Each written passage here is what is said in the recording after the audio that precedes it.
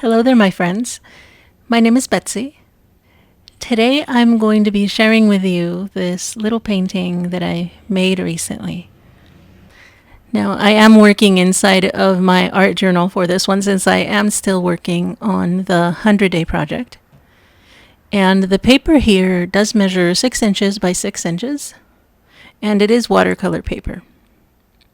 So what I'll be starting with here is some acrylic ink. They are different brands, but I feel like the colors will probably work well together, and I just decided to kind of give it a go. Now, of course, to get this started, I do want to pick out a couple of brushes. I may not use them all, and I do know that I didn't end up using them all. Basically ended up using just the big one. And I just kind of got started by spraying the page with a little bit of water, just with a mister, and then putting a few dabs of ink on there. I just spread them around a little bit using the water. One thing that I did forget to do was to get the brush wet. I think that really would have helped me distribute some of the ink a little better. I did do it for the second type of ink, this one that's more of a muted gray, and it has a bit of a purple undertone.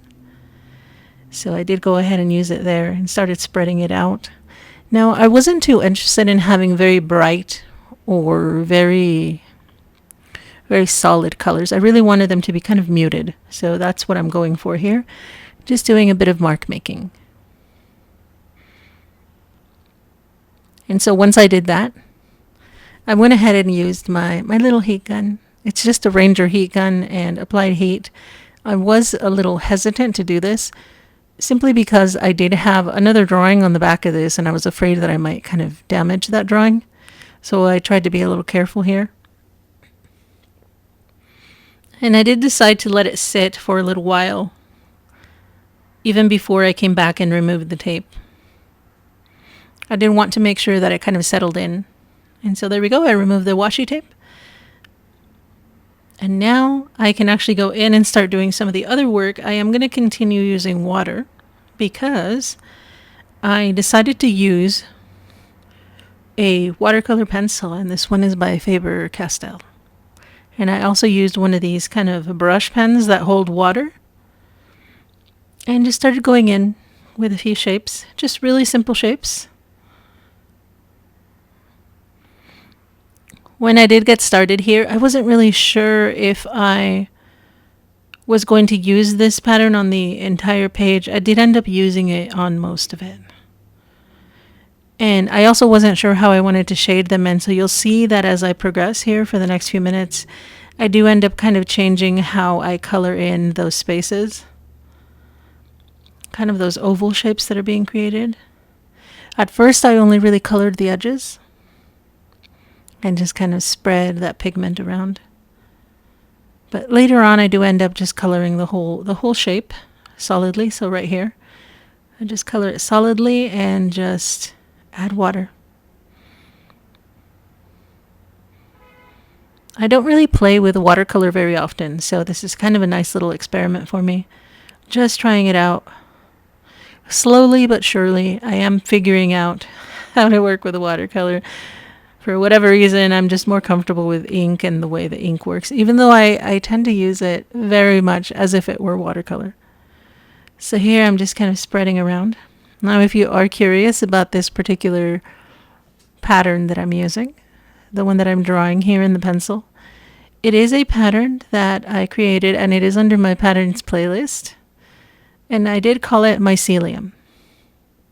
So if you are interested in checking that pattern out, if you'd like to play with it and try to draw it yourself first, maybe like just as a doodle, even though here what I'm doing is painting it, I will include it in the description, and I will also link it at the end so that you'll have a link and you can just click on it if you want to see that pattern. It is a lot of fun. I've used it in quite a bit of my drawings and in quite a few paintings as well, both large like this and much smaller. So it is very satisfying.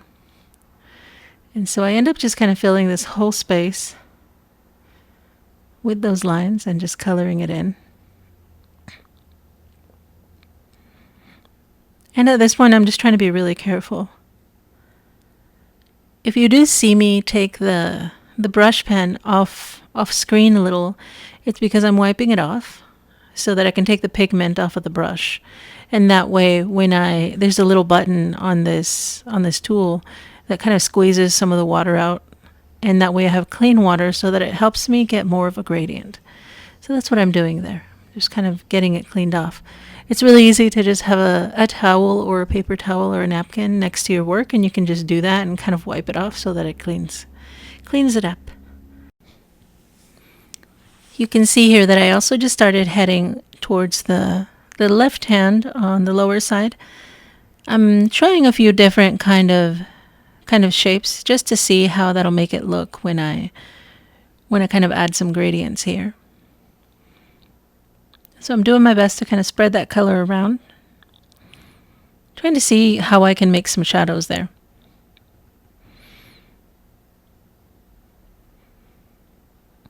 And I just add a few more here on the bottom on the right.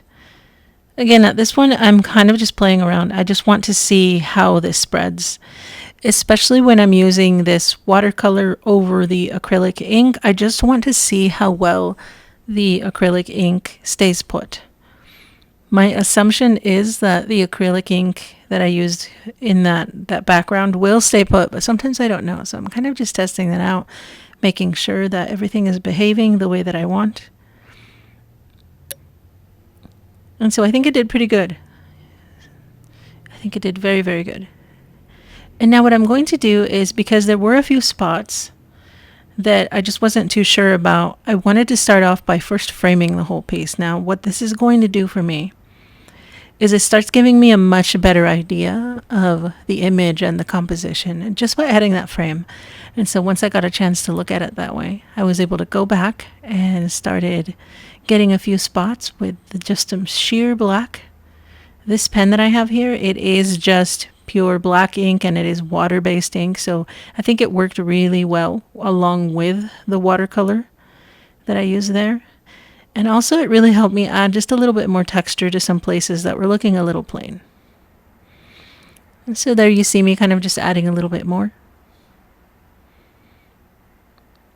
And the good thing too is that because the pen is water-based, I can actually apply a little bit of water and it's going to behave just like the watercolor.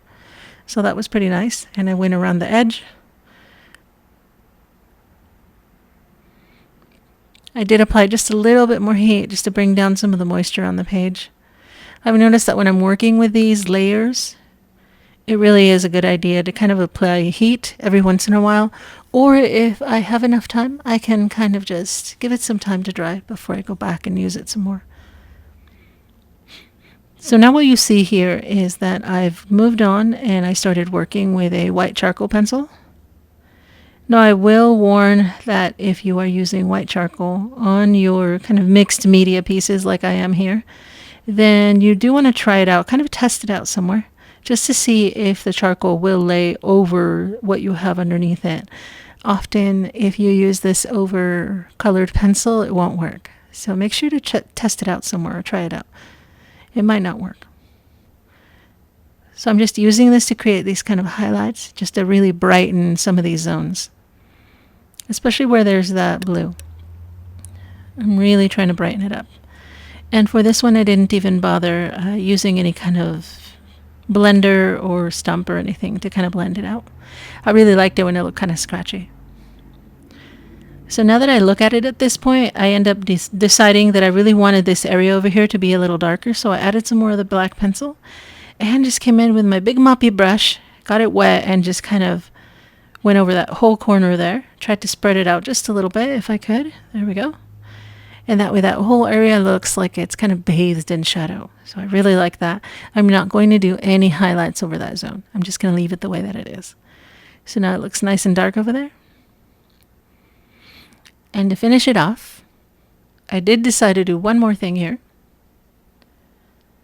And I'm just going to grab some of my white gouache. Now this is the Liquitex Professional Acrylic Gouache. And I just open up the bottle and just use it straight from there. And I'm really just going to make lots of little dots. They're going to look like they're kind of floating around. I would like to play around later with the use of some white dots that aren't as opaque, but maybe are a little bit more light. So that way it looks like those dots are kind of out of focus or at different depths in the image. But for now, I'm just going to use white. I'm perfectly happy just doing that. And I just kind of look around and find different spots where I want to add these little clusters. And I do make sure that my dots are both different sizes and also spaced apart differently, or in varying ranges, of course. So that way it looks a little bit more natural, like they are actually just kind of floating about. And I just add a few more of these. And I do try really hard not to get carried away with this part. I know that there have been times where when I go to add dots like this, I get carried away, and then it kind of just takes over the whole drawing. So I'm trying my best to just kind of use it where it's necessary so that it stays balanced. And I think at this point I may have gotten just slightly carried away, but I managed to stop before I got terribly carried away. And I think so at this point this is pretty good.